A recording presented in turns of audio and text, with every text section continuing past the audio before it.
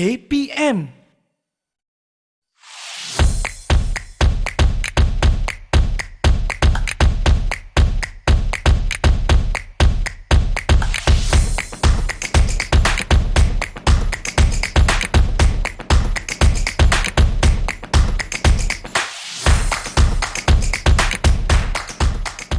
Assalamualaikum, salam sejahtera penonton Didik TV KPM. Anda sedang menonton Bina Upaya Guru bersama saya, hos anda, Nisa K. Di mana program ini kita akan berkongsi dengan lebih lanjut perjalanan mahupun hala tuju seseorang guru dalam pada mereka ingin menjadi guru biasa ataupun menjadi pensyarah mahupun terlibat di bahagian pentadbiran dan sebagainya. Tajuk kita hari ini kita nak bincangkan mata kredit pembangunan profesionalisme berterusan ataupun MyPPB, dan panel yang akan berbincang dengan lebih lanjut tentang topik kita ialah Puan Azila Syahrani, Ketua Penolong Pengarah Unit Pembangunan Standard Program Latihan Sektor Standard Keguruan Bahagian Profesionalisme Guru KPM. Selamat datang Puan. Ya, terima kasih Nisa. Terima kasih kerana sudi bersama-sama dengan kami di Bina Upaya Guru. Berbalik kepada tajuk kita MyPPB. Jadi antara perkara yang saya pasti dititik beratkan oleh KPM ialah pembangunan modal insan dalam kalangan guru juga pegawai perkhidmatan pendidikan. Ini adalah antara saya fikir sesuatu yang sangat-sangat ditekankan, dititik beratkan. Jadi saya faham KPM mempunyai dasar berkaitan dengan latihan untuk pegawai KPM melibatkan semua-semua peringkat. Jadi mungkin Puan Azila boleh jelaskan secara ringkas tentang dasar yang saya sebutkan sebentar tadi. Silakan Puan. Okey, terima kasih Nisa. Sebenarnya di KPM kita menyambut dasar latihan daripada Jabatan Perkhidmatan Awam. Jadi di KPM saja kita ada satu yang kita panggil dasar latihan sumber manusia KPM, di mana setiap warga KPM, tak kiralah guru ke, pensyarah ke, staf ke, pegawai, memang perlu penuhi, iaitu sebenarnya keperluan minimum 5 hari berkhusus ataupun 5 hari latihan. Jadi yang itu terpakai untuk semua warga KPM. Jadi kami sebenarnya ada 500,000 orang. 500,000 seluruh Malaysia? Ya, seluruh Malaysia. Jadi alhamdulillah lah sejak beberapa tahun kebelakangan ni pencapaian prestasi latihan dalam warga KPM hampir 100%. Yang 5 hari berkhusus tu sejak 2019 tu memang alhamdulillah lah. Ini satu berita yang sungguh-sungguh baik kerana 500,000 orang guru bukannya satu jumlah yang kecil, sangat besar dan tanggungjawab melibatkan mereka di dalam program-program yang telah disusun ini sangat-sangat besar ya Puan. Jadi saya faham maksudnya dasar ni menghuraikan penetapan berkaitan latihan dan keperluan latihan yang perlu diikuti oleh semua pegawai di KPM. Jadi apa sebenarnya keperluan latihan yang dinyatakan di dalam dasar yang Puan sebutkan tadi? Keperluan latihan tu dia aja nyatakan jenis-jenis latihan yang kita boleh hadiri, macam mana kita terjemahkanlah latihan yang kita hadiri itu dalam bilangan jam. Jadi sebenarnya bila kita kata 5 hari latihan tu, satu hari itu bersamaan dengan 6 jam. Jadi kita boleh kumpul 6 jam tu tak semestinya sekali harung. Kita tak perlu duduk macam khusus 1 hari atau 3 hari berturut-turut. Kita boleh mungkin sehari 2 jam, hari lain lagi 3 jam. So kita kumpul-kumpul dalam setahun, kalau 5 hari tu 30 jam lah. 30 jam. Itulah maknanya semua orang memang kena hadiri macam mana sekalipun. Kita galakkanlah. Baik. Ini adalah satu orang kata apa sumber ataupun laluan untuk mereka meningkatkan lagi kualiti peranan masing-masing. Baiklah. Apakah keperluan khusus yang KPM telah tetapkan untuk guru-guru juga? Okey, dia kalau kita tengok di dasar latihan di KPM ni, sebab kita ada warga KPM yang bukan guru dan juga guru. Jadi yang 5 hari ni terpakai untuk semua. Tetapi untuk guru sebenarnya kita ada sedikit yang tambahan lah, yang kita panggil mata kredit. So mata kredit ni kita terjemahkan jugalah daripada bilangan hari berkhusus ni, sebab sebenarnya sebagai pendidik lah, kita ingin menggalakkan pembangunan diri kita sendiri. Sebelum kita boleh membantu ya, betul, membantu. Maknanya bila kita cakap tentang lifelong learning, pembelajaran sepanjang hayat kepada murid-murid kita, kita pun sebenarnya perlu menjadi duta kepada prinsip tu. Betul, kita sendiri menjadi contoh. Ya, betul. Murid-murid di sekolah melihat guru-guru di sekolah sebagai suri teladan. Ya, betul. Saya kira kalau guru itu seorang yang sungguh bakatnya pelbagai. Mesti murid-murid pun rasa macam wah, tengok guru-guru tu semua kan. Jadi ini adalah cara bagaimana mereka nak meningkatkan lagi potensi diri masing-masing. Bagaimana sebenarnya mereka ingin melibatkan dengan program yang ataupun dasar yang telah ditetapkan ataupun disusun oleh KPM ni? Dia kalau program ni dia ada yang kita anjurkan di peringkat kementerian sendiri. Baik. Ataupun kadang-kadang Jabatan Pendidikan Negeri pun boleh menganjurkan program-program latihan di Pejabat Pendidikan Daerah. Dan sekolah-sekolah sendiri pun sebenarnya boleh. Kalau di peringkat kementerian, selalunya yang melaksanakan latihan ialah Institut Pendidikan Guru dan juga Institut Aminuddin Baki. Dan kalau untuk bahasa Inggeris, kita ada English Language Teaching Center lah. Mereka adalah orang kata institusi yang menyediakan program-program latihan yang boleh dihadiri oleh warga kita. Baik, ada limitasi tak dalam setahun tu berapa ramai peserta? Oh, tak ada. Tak ada. Dia sebenarnya lebih ramai, lebih banyak hari, lebih bagus. Lebih ramai, lebih bagus, dan ini adalah peluang yang orang kata apa, tidak perlu, janganlah kita lepaskan untuk peningkatan kualiti kendiri. Baiklah, kita akan berbicara dengan lebih lanjut tentang MyPPB, tetapi sebelum itu kita nak rehat seketika. Jangan ke mana-mana, kembali selepas ini ke Bina Upaya Guru Didik TV KPM.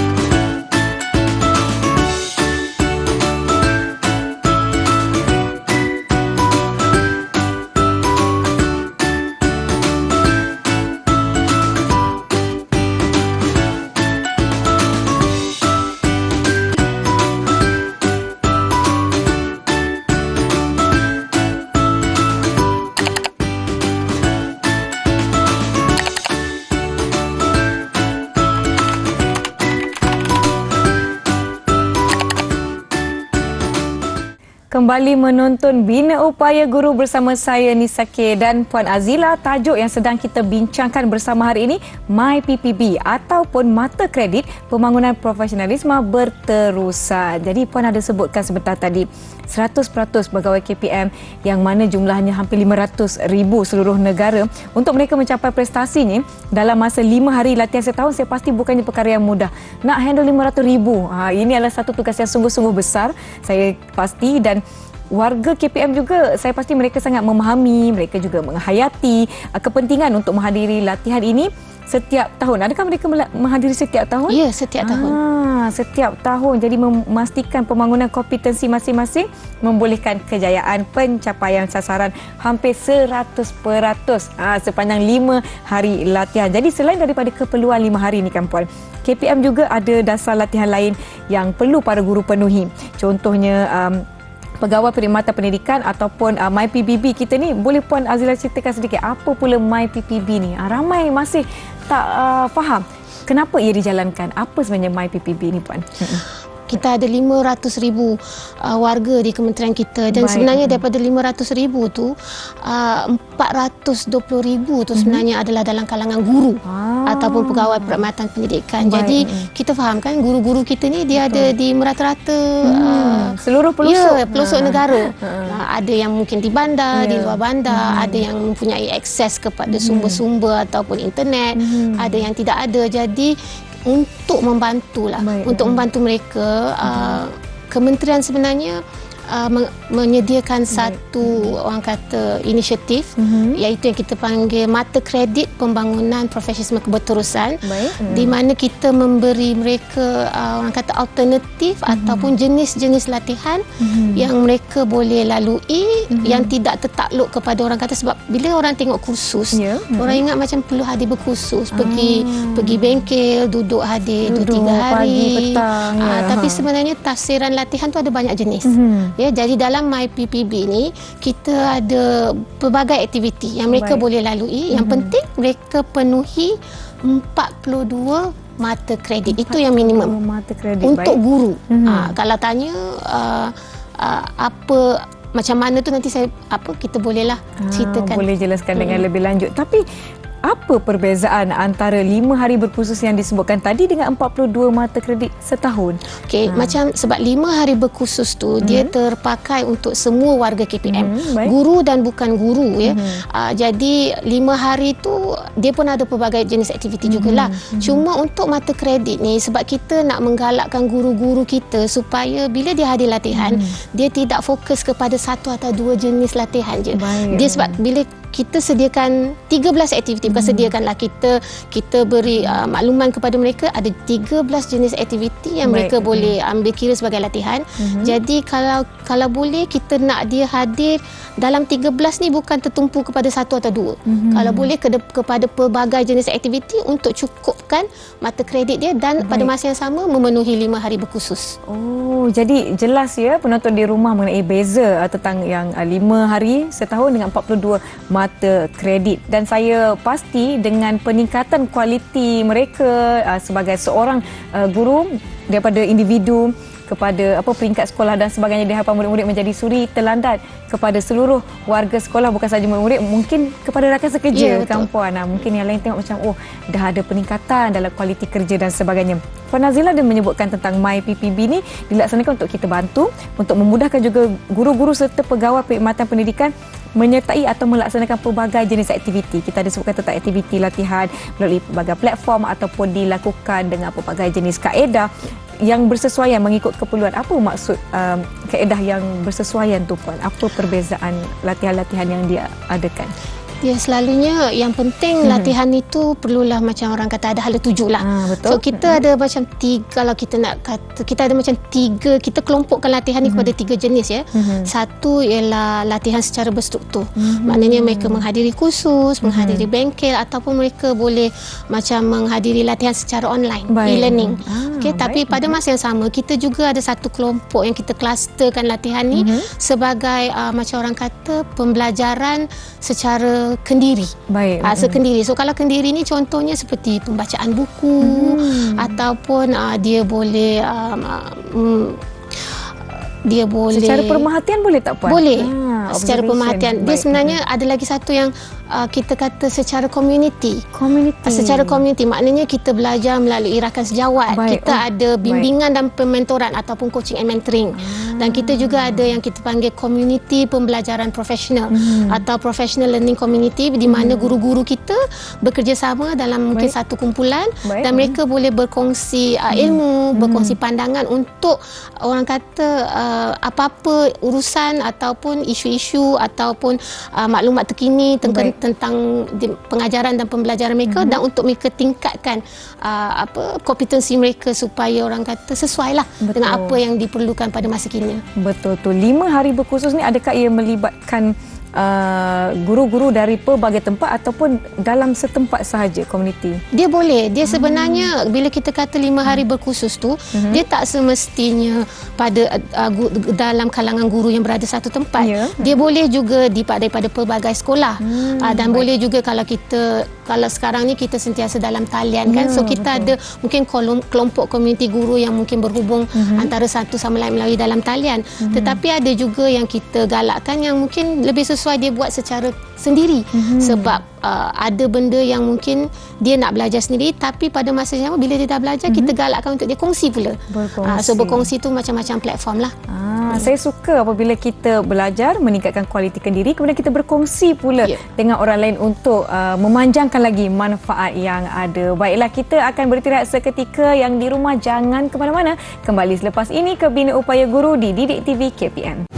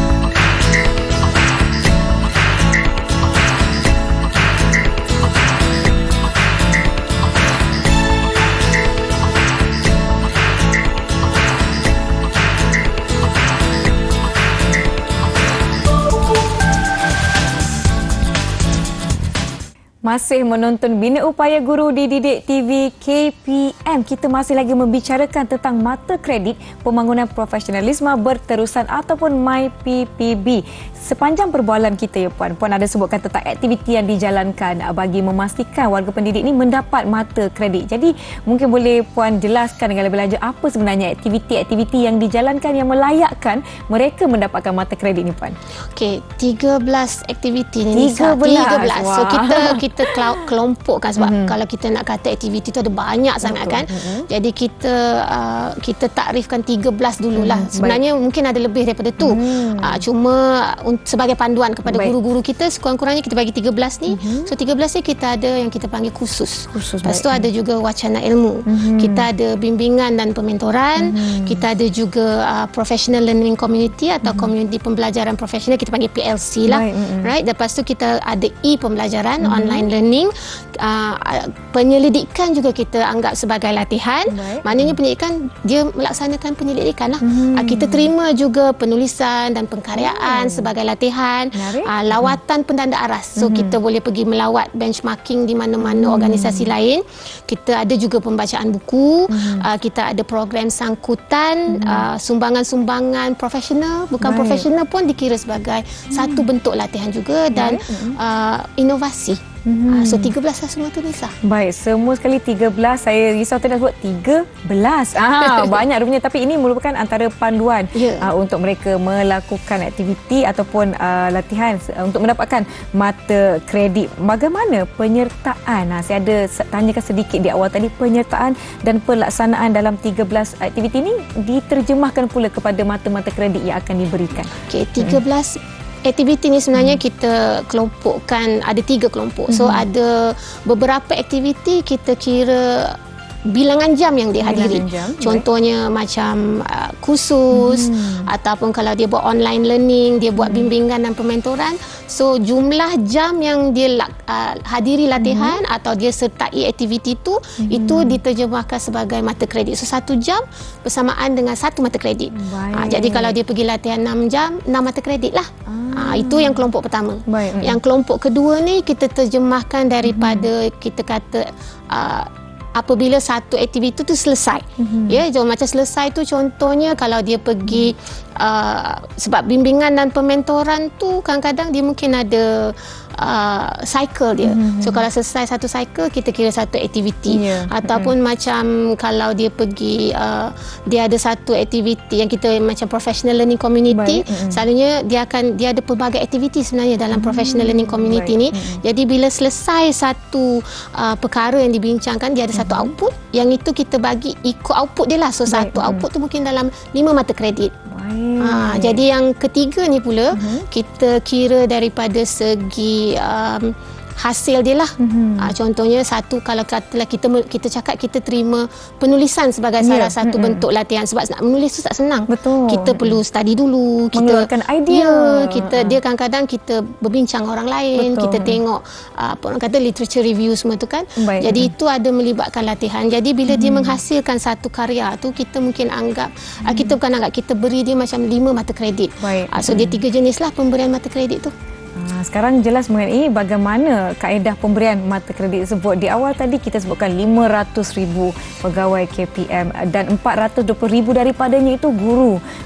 Jadi ini adalah satu kumpulan sangat-sangat besar. Bagaimana sebenarnya KPM memantau pencapaian setiap daripada mereka? 500,000 orang ni Puan. Itu soalan yang bagus Nisa. Macam mana kita pantau sebab bilangan dia terlalu ramai. Memang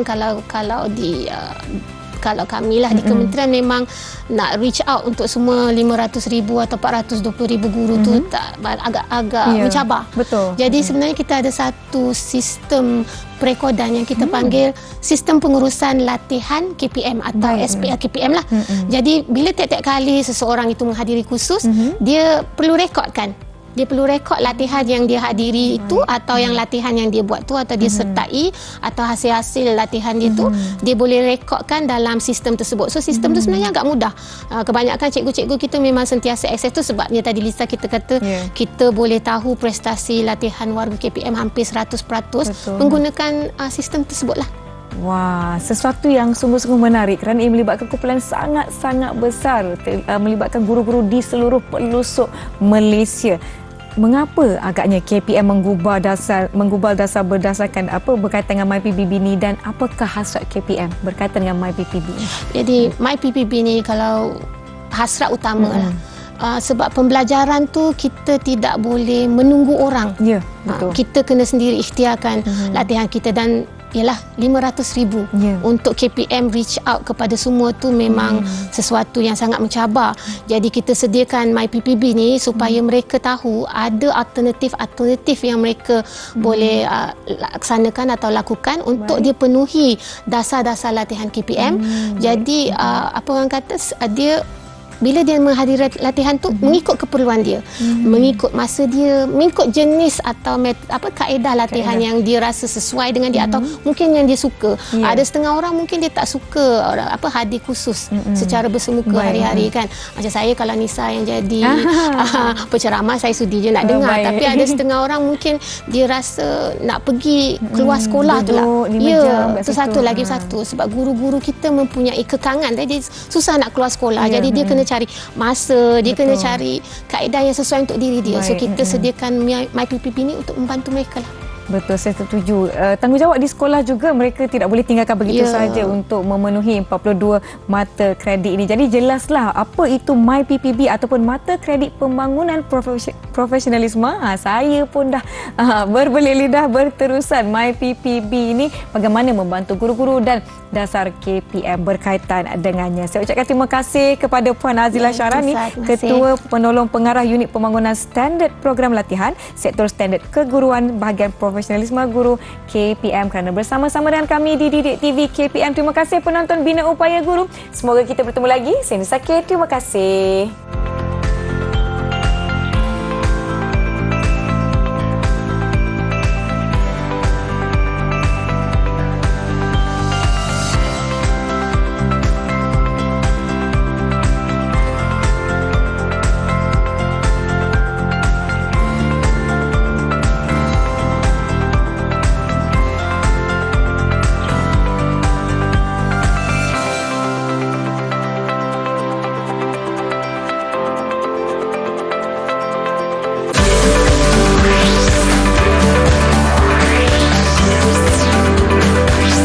Didik TV KPM.